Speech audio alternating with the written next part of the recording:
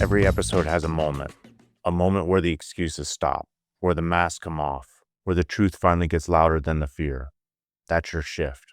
Let's find it. Welcome back to The Shift Within, a podcast built around honest conversations about mental health, identity, relationships, resilience, faith, and personal responsibility. I'm your host, Matthew Gendron. I'm a United States Army veteran, professional coach, and someone who believes that lasting change doesn't begin with what happens around us. It begins with what we are willing to confront within us. Today's episode is about facing the mirror, the radical truths you've been avoiding to escape growth. This is not going to be a conversation about tearing ourselves apart. It isn't about standing in front of a mirror and identifying everything that's wrong with us. It's about becoming honest enough to recognize the patterns, excuses, fears, and contradictions keeping us from becoming the people we keep saying we want to be. And I'm not having this conversation alone. Joining me today is my friend and fellow coach, Lauren Garlinghouse. Lauren, welcome back to The Shift. Glad to be back. Like Matt said, my name is Lauren Garlinghouse. My business is Transform Your Path. I am a transformational mindset coach, helping you let go of what doesn't work and helping you to guide and lead you to create what does. I'm glad to have you. I'm glad We to haven't be done here. this forever. So it's been a while, It has. and you're back by popular demand. Oh, nice. Even if it's popular demand by one. You're right. Well, you have a small fan base out there. Mm. I wanted you here for this topic because I know it's something that definitely bothers the both of us, and it Mhm. requires more than just motivational language. Um, it really boils down to like two people that are willing to have an honest conversation about the things that we all do to avoid change, including coaches, leaders, parents, partners, people that believe they're already self-aware. I love those. And they believe they're self-aware and yet make absolutely no change whatsoever. And then it is just, I'm going to be like that. That's just how it is. Mhm. So, if you don't like it, walk, which that's perfectly fine in personal lives, but not so much in the professional sector. Right. But before we begin, we're going to talk about some trauma, some survival patterns, responsibility, and behavioral change. So the the conversation is designed to be educative and reflective, and it's not a substitute for mental health treatment. And responsibility should never be used to blame for someone for the abuse, trauma, or injustice they have experienced. The purpose is not to blame. The purpose is freedom, and sometimes freedom begins with the truth we've spent years trying not to see. So. Just this is not a replacement for mental health treatment, though. Okay. Now, so what's your take on this, Lauren? Well, um, it's gonna be a little bit of a different, take. Facing the mirror is difficult, and I think one of the reasons that it can be difficult is because we are our harshest judge. And so when connecting with those inner parts, all parts are beautiful, even the parts that might make us feel a little bit ashamed, you know, the parts of us that are anxious or scared or trauma based, inviting love and inviting awareness to look at all those parts, accept all those parts about yourself, and understand that they all have something to say, something beautiful say, and some way to guide you. So you're opening yourself up to a place of acceptance. And then from that place of acceptance, grow, decide how you want to change, but getting away from this idea that it's broken and that you need to fix it. That's my take, and that's why it is so important. And I think even in my journey, a lot of my journey has been pulling up those parts of me that I felt brought me shame. And when I invited them in and I worked on acceptance, they empowered me. Hmm. I have a different little take too. I think it's hard for people to look in the mirror to see the truth that they're and what they've been avoiding. And you got to realize that that's your growth right there. You're holding yourself back from so much and you're stunting your potential, really, is what you're doing. Hmm. Well, and also this idea, even if we don't realize it, many of us could be wearing masks um, because we think that people have to perceive us a certain way. Yeah. And the reality is, this is about you and your comfort zone. It's not about them. It doesn't mean going out into the world and annoying people and making them crazy. That's not what I'm saying. But to give you a personal example, I am neurodivergent. And so oftentimes I wear a mask and I deal with things that are uncomfortable for me because I think that that's how I need to portray myself in the world to make other people comfortable. But you don't have to make yourself uncomfortable in order to make other people comfortable. And a tangible example is I have touch avoidance and I cannot stand people, well, touching my hands especially. And yet I shake hands and I let people hug me and it gives me a physical reaction that I don't like. It makes me uncomfortable, it makes me feel unsafe, yet I do it anyway because I think that's what I have to do. No, I can walk in the world and do what's comfortable for me, and I can say what I need and create my boundaries, about what makes me feel safe, and that's embracing my awkwardness and not being scared of the judgment around that. A lot of people are too afraid to face those things that make them uncomfortable, though. Mhm. And because it's just more comforting just to avoid it. And you're deceiving yourself big time. You are, and it's in order to do it, you have to get comfortable with being uncomfortable, and I'm sure that we've all learned this, but also taking care of yourself. So maybe that's just one small step that you do that you're uncomfortable. And then maybe you revert to the mask and just little by little you release the mask or you let the mask down and it gets easier. Practice makes perfect. So nothing has to be changed right away. Rome was not built in a day.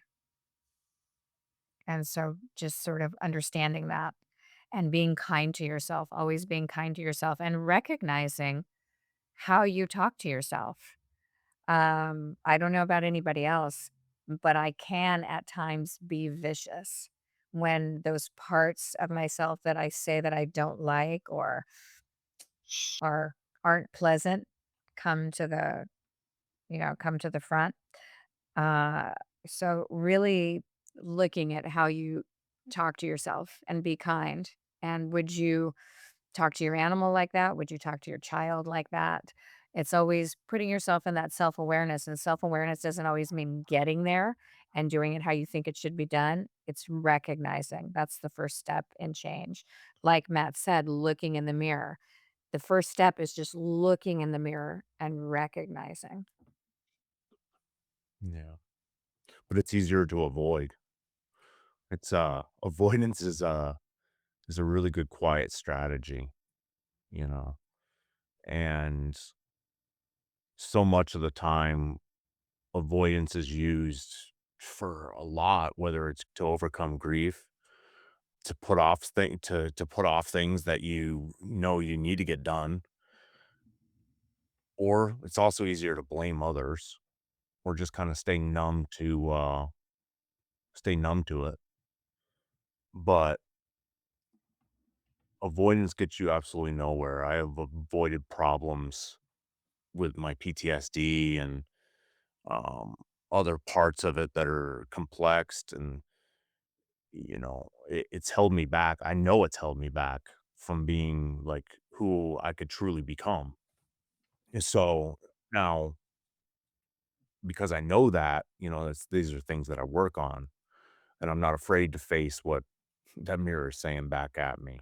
So, but you got the other thing is too is that avoidance is only a short-term protection, Mhm. and it'll definitely cost you in the long term.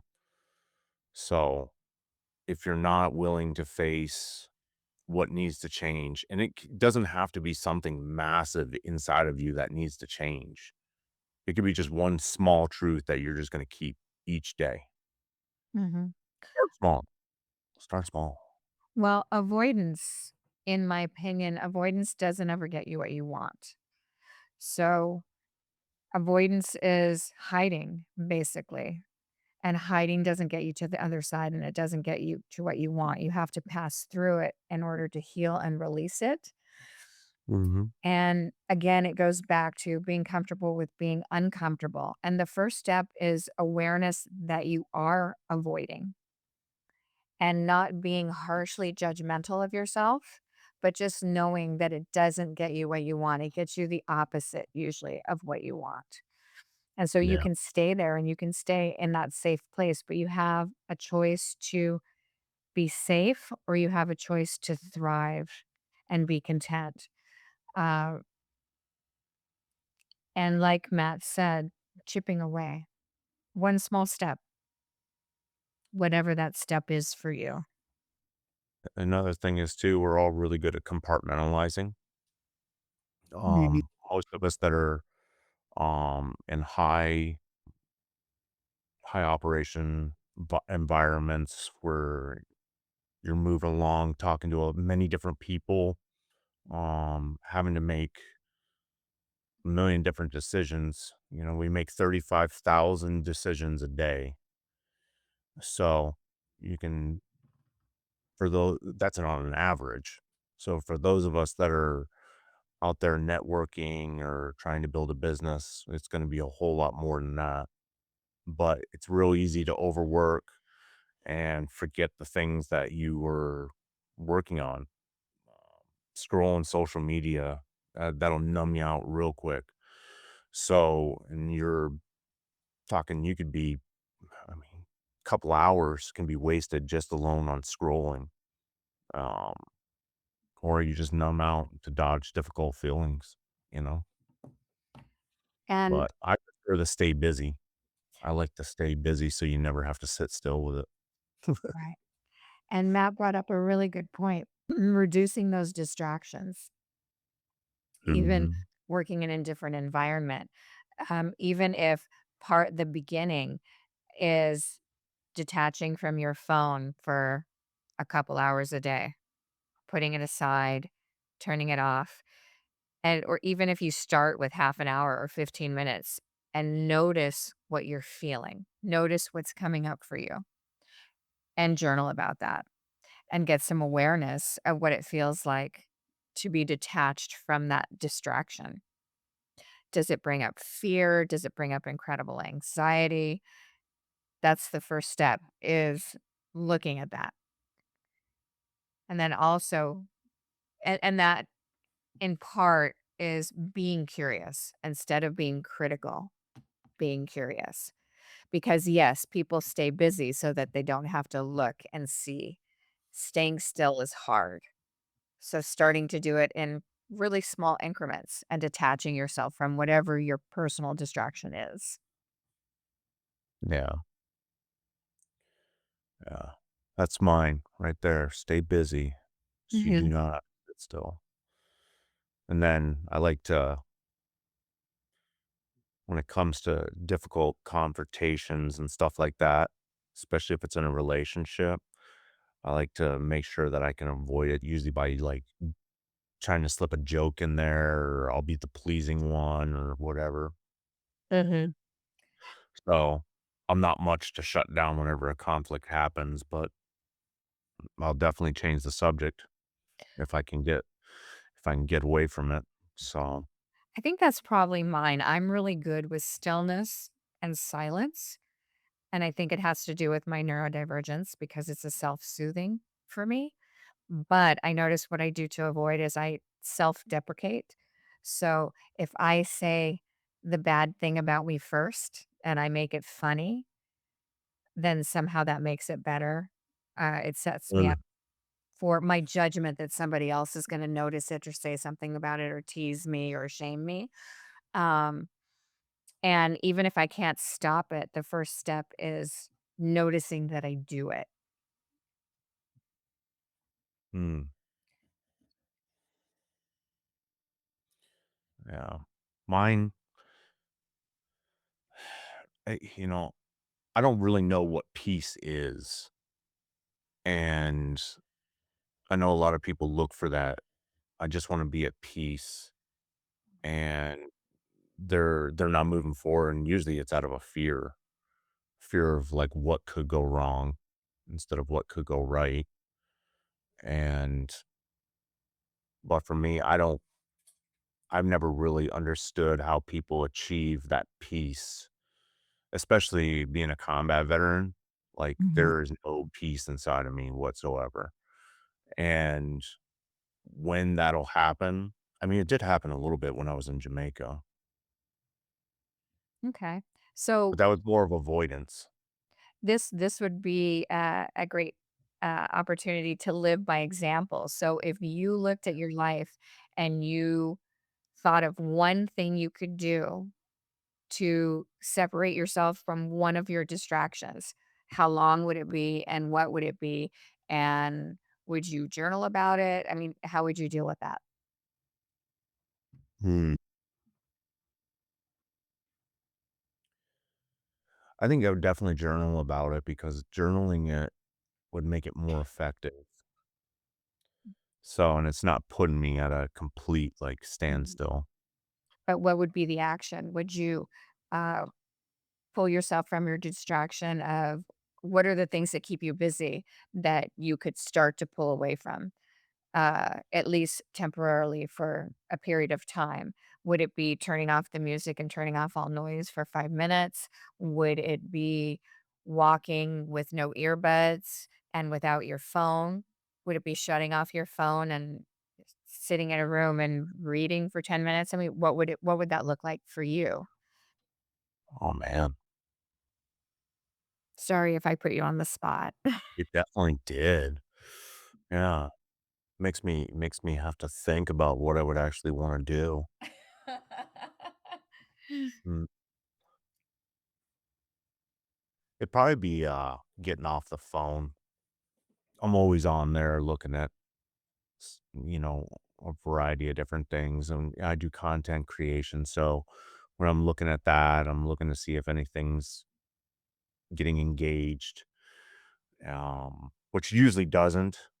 The contact the con the content creation world is pretty tough, so especially if you're trying to work in a niche field, Mhm. so which, coaching is a very niche field. Right. That and I deal a lot with, like, uh, the mental health aspect, but definitely putting down the phone and stop worrying about, um, what's going on as far as my stuff. That That would be an interesting experiment, even if you only did it for 10 minutes or 20 minutes and put it somewhere that it's not close to you. And if you're off the phone, that means you're off the computer too. And just see what comes up for you. And that would be for anybody. Really, it's about putting it in experiment mode and just seeing what comes up for you. Do you fidget? Do you walk from room to room? Do you walk in circles? Are you nervous? Just looking at really what comes up for you before you ask the questions of what's going on with me or being willing to look at those parts, understanding physically what might be happening. Yeah. Try it and see to everybody out there.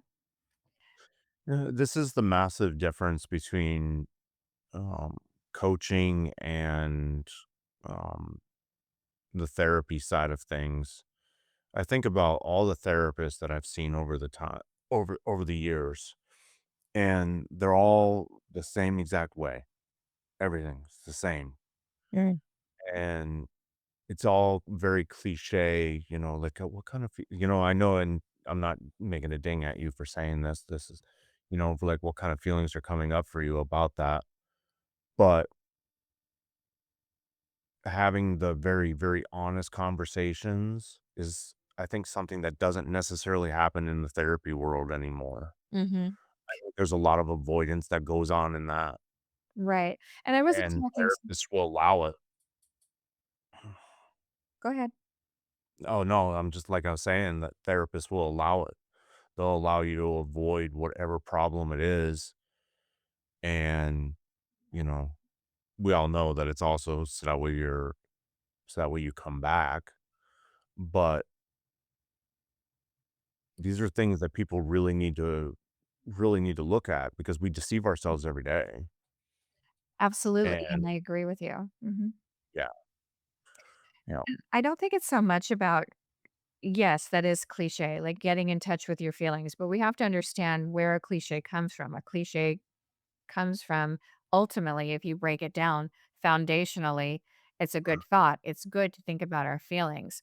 When I was talking about distracting, I was talking about physical, like what is physically going on with you and recognizing the physical aspects of that and then having a conversation about that because it's all about where you start.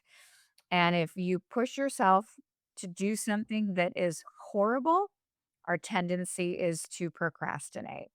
And that goes with anything. I hate like straight up exercise, like gym exercise. So I have to break it down in really, really small pieces and make it super easy so that I'll do it on a regular basis. So for me, if I just look at physically what's going on first, like I physically feel uncomfortable, and then looking around as to why I feel uncomfortable, and then I can start asking those questions, and then I can start facing what's really going on. But a lot of times you get caught up in the physical that's keeping you from really facing that scary story or that scary part of yourself. So that's basically what I was saying. I mean, anybody can disagree with me if they'd like. That's just my take, and I've lived that practice. And that no, it's a loop. Go ahead. Yeah, it's a loop, you get stuck in it. Yes. You get stuck in a behavioral loop, and this doesn't speak to everybody, but it's very, very common when you're avoiding mentally what's going on or deep trauma or deep things that you should be looking at. That's the whole idea. That's the whole reason for distractions, right? To get you stuck in a physical loop. So it takes you away from looking at what really matters and what really needs to change. Yeah. So, what are those steps to start getting you to move away from that and move into having it be safe to look at some of those scarier parts of ourselves? I think it really boils down to also, you know, if you're gonna put a goalpost out there, don't make it a moving goalpost. Uh-huh. Um, if you're gonna go after it, go after it. Um, and then some people will come back and they'll be like, "Oh, it wasn't the timing was off," Mm, or whatever excuse that you can come up with. But hold true to what you say you're going to do, and you'd be surprised at the amount of healing that comes out of it. Just one small thing each day. mhm, Especially if your big thing is avoiding hard talks. Um, I don't like having hard talks because I've been told I come off as very condescending and authoritative, and yeah. But and you try to explain that, hey, that's not actually what I'm doing. mhm, Um, that's just my tone. That's how I am. So I avoid hard talks because I don't want to offend anybody. Uh, and we call it. Some people call it peacekeeping, and that's really what it is, or it's just avoidance. Just have the talk, mhm, do it. You'd be surprised at what happens, and have an honest conversation about it. And not enough people learned how to use like tact to discuss things with people. Um, if you can have a conversation with somebody that's candid, they'll appreciate it more than what you could even imagine. Nobody likes the sugar-coated conversations. And I'm not saying you gotta be all radical about it, but having a candid conversation with somebody, they will definitely appreciate it. So, and, that's that's definitely my pattern. Well, from my experience, with people, with working with people, communication is very, very difficult for people. Confrontation is very difficult for people. And oftentimes they write stories in their head about how it's going to go, and it's usually never as bad.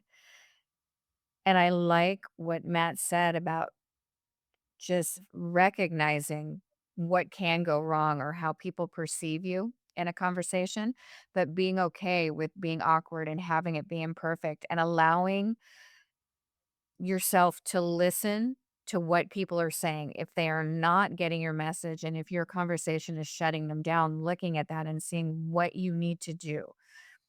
I tend to be very blunt. I'm focused on the goal when I'm talking, so I can come off at times as cold, and I need to remind myself to be aware, to be physically aware of what's going on with them. How are they shutting down? And reminding myself that I have to be kind and I have to focus on what might be going on with them that I may not understand and back down from what I'm saying. And just looking at them and saying, "In this moment, what do you need? This is what I'm seeing physically from you. So what do you need? What support do you need? How do you need me to approach you? What are you feeling right now?" And maybe having the conversation go in a different way that I would actually like it to. Just being open to those possibilities and different ways to communicate and not judging yourself too harshly if it goes imperfect or if it goes the way you didn't want it to go, because everything takes practice. And like I said, communication is very difficult for people and confronting and being honest. And a lot of times, if they have something hard to talk about, they'll come into it defensive. And instead Yeah. of matching them in their defensiveness, stepping back and just saying, "What is it you need right now? This is what I'm feeling. I'm feeling that you're not okay." Whatever you feel you need to say, but not matching their defensiveness, not getting emotionally reactive. Yeah. I, uh, I made a dramatic realization probably about 2 years ago, and that's the fact that I am different. Like, you try to blend in as much as you can as a veteran. Um, there's just things that combat does to you that you can't look at society in such a positive way, I guess, Mhm. if that makes sense. It does make sense. Your view of the world and your view of how you react and how you deal with situations is gonna be completely different if you come from a place of combat. Yeah, and so I look at it like I talk different, I perceive things differently, and that's just how it is, and because that's been trained, that's indoctrinated into me, and trying to blend in or do anything like that, if you're letting go of who your true self is, if you really, um if you really look at it, if you're a veteran and you're still trying to figure out, like, why people think you sound like an asshole when you talk, it's because you do. Uh, you just don't mean it. You're not out there talking down to people on purpose. It's just the way that you come off. And I used to have to give everybody like a precursor to like everything that I every training that I would give when I got out of the army because I was like, I don't want to offend anybody. So, but yeah, So then if you offend somebody, if somebody is not taking in what you're saying and feeling that you might be condescending or anything like that, what do you do? How do you change that conversation right in that moment? Instead I of apologize. I apologize immediately and, um, just let them know that's it's coming from a place that's not condescending. and do you change how you talk or how you approach it? I've gotta find out what part of it was so that bothered them so much, but Mhm. I can't go and be somebody that I'm not. You know what I mean? Right. But I know how to read a room, and I'm not gonna do things on purpose to be offensive. Mhm. S That's it. I mean, right there, it's just the start of awareness. Really, your power is just becoming aware and being honest about who you are, and that's hard Mhm. for people. Yeah. It's definitely hard, especially the ones that come from, uh, people that have lived and through traumatic experiences, and, they get stuck in that mindset of what's wrong with me, there's something wrong with me, I'm like this, I'm never gonna be able to change. What happened to me is, it's the reason why I am the way that I am. And not enough people know how to grow past that. They just want to sit there with that mindset. And I have yet to figure out why, because it's not very comforting at all to sit there like that. Well, safety can often be a far better choice for people than contentment because contentment and growth lead you into the world of the unknown and a world that you can't control. But really, the answer is letting go of that control is really what you have to do. Does that mean it's easy? No.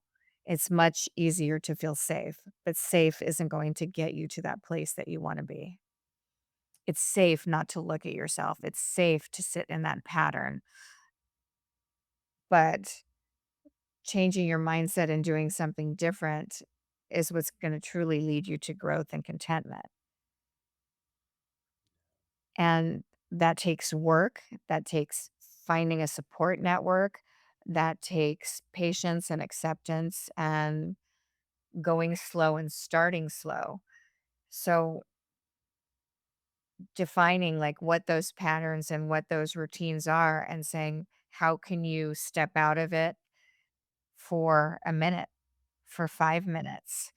And, you know, writing down, journaling, note taking, however you write down the journey. You can disagree with me. I mean, what are your thoughts on that, Matt? No, I don't disagree with you at all on that. I think it's just a shifting of perspective on how you look at what you what you've been through. Something as simple as like, what's wrong with me instead of like looking at it from a viewpoint of, what happened. And also, I And do you oh, no, go ahead. Go ahead. no, that's okay. Um, And yeah. if enough people start doing that instead of what's wrong with me to be like, what happened? One, you're going to protect yourself from getting into a scenario that is going to put you in the mindset of like, what's wrong with me? You're going to protect yourself from that in the future. And you can really peel back the onion on why you may be having issues in certain relationships. And it'll reduce the amount of shame that you feel. Not that you shouldn't feel a little guilty if you did things to nuke a relationship, or if you did something at work that caused a rift in the workplace. Right. Um, You should feel some guilt about that, but that doesn't have to be your entire identity. Move past it. Um, and that really goes back to looking at like what happened. Um, I do that now instead of it's like, man, it's just Matt. It's just, just how I am. And I'm like, no, okay, what really actually happened? And I peel back that onion and try to figure out how I can be better moving forward. And also letting go of preconceived notions that things have to happen a certain way. Assumptions that it has to be this way. And if you don't do it that way, you're wrong. And looking at guilt and looking at how if you've done something badly, if you've hurt somebody, forgiving yourself and understanding if the other person doesn't forgive you, that's their problem, that's not yours. If you're the villain in their story, you don't that doesn't necessarily make you the villain. Yeah. And really looking at your part, apologizing for your part, working through that and saying, I won't do this way next time, and growing and understanding that you might not get what you want from the other people involved, but that still doesn't mean that you can't move forward, grow, and step into a place of forgiveness. That's why I love the military. That's why I love the army when I served. Because if you messed up, it was dealt with in a way that was designed to make you grow.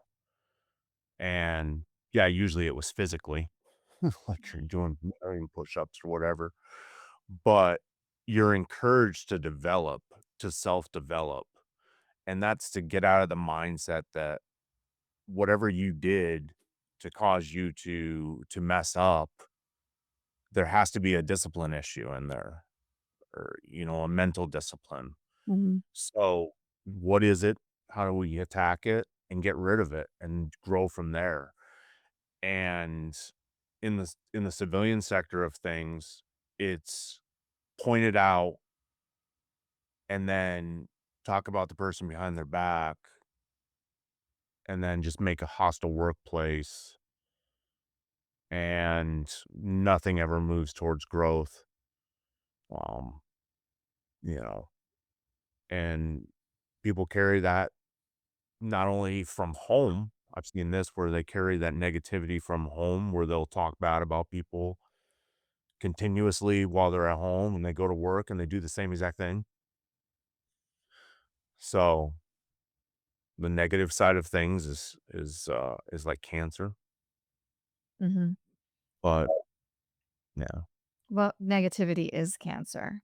I mean, it really is. And it actually can cause cancer and can lead to stress. And if you are constantly pulled into negativity or that you have that viewpoint, this might sound a little new agey. I get that. But what you put out is what you get back. So if you put out negativity, fear, doubt, anger out into the universe, that's pretty much what you're going to get back. And it doesn't mean you can't stop being negative right away. But if you notice, why do I look at that? Why do I stub my toe in the morning and think that the day is just crap? right. You can stop and say, okay, I want to choose how my day is going to go. Yes, the evidence is I stubbed my toe and then maybe uh, my dog chewed my favorite shoe and I spilled coffee on myself, but that doesn't mean that needs to be the direction of my day. Or if, road rage, somebody cuts you off and then somebody's rude to you at a store or anything like that, we can hold on to that negativity and we can carry it throughout our day. Today is just a bunch of crap instead of these are just things that happen, but how you move through your day is your choice. You can create that. Should be aiming for like 1% better each day. This episode is brought to you by Transform Your Path. What if transformation isn't about becoming someone new? What if it's about letting go of everything that has kept you from becoming who you already are? My friend and fellow coach, Lauren Garlinghouse, is the founder of Transform Your Path. As a transformational mindset coach, Lauren helps people identify limiting beliefs, rewrite old patterns, and release the thoughts that keep them feeling stuck. Her work helps you move beyond simply surviving your life so you can begin creating one that feels intentional, authentic, and truly your own. Because when you change your mindset, you don't just change the way you think, you change what you believe is possible. If you're ready to release what has been holding you back, connect with Lauren Garlinghouse at transform-your-path.com. Let go of who you thought you had to be and begin creating a life that reflects who you truly are. Looking at the evidence and what we put into the universe is kind of what we get back. And so if your day is going like a series of events that could be perceived as bad, yeah, Yeah. That's not really new aged. I mean, it goes all the way back to the Old Testament or New Testament, I'm it sorry. does. But sometimes people take that as new agey and it's not. But Yeah. It's in the oldest instruction manual that there is. right. So, Well, and it just goes back to we really do have more control than we think. yeah, And we that really control is exactly what we're talking about, mindset. Mindset is that control button. do. And the moment that you can control your mindset, that's where resilience is. You Yep. start bouncing back from things faster. That's where Oh, everything is, but it's hard yeah. to kind of like flow. It's like you pull into it and then you get thrown out, and then you pull into it and you get thrown out, and I think that's where the self-awareness piece is. The self-awareness piece pulls you back into the mindset, pulls you back into the flow. You're gonna keep popping in and out. That's natural, that's part of growth, but it's the recognizing that and recognizing that you have control if you change your mindset. As we close, I want to return to the mirror. Facing the mirror is not about punishing yourself. It's not about ignoring trauma, minimizing barriers, or pretending every circumstance is under your control. It's about seeing yourself clearly enough to make a conscious choice. You are more than the worst thing that happened to you. You are also more than the worst thing you have done. But growth requires honesty about both your wounds and your impact. Tell the truth, own what belongs to you, release what no longer serves you, ask for help when you need it, and practice the person you're becoming. Lauren, what final thought would you like to leave with someone who knows they need to change but is afraid of changing? I would say be kind, be curious, and know that with self awareness, little moments of growth will occur. And with mindset, you can change everything. And that is your source of power. All right. Thank you, Lauren. Thank you. Thank you for having me. To everyone listening, here's the question I want you to carry with you. What truth are you finally willing to act on? Not simply admit, not analyze, not post about it, act on. The mirror may reveal what you've been avoiding, but it can also show you where your freedom begins. If this episode challenged you or encouraged you, share it with someone who may need this conversation. Follow the shift within and join us as we continue confronting difficult truths, breaking unhealthy patterns, and building stronger lives from within. Until next time, keep moving forward and remember the greatest shift you ever make begins within you.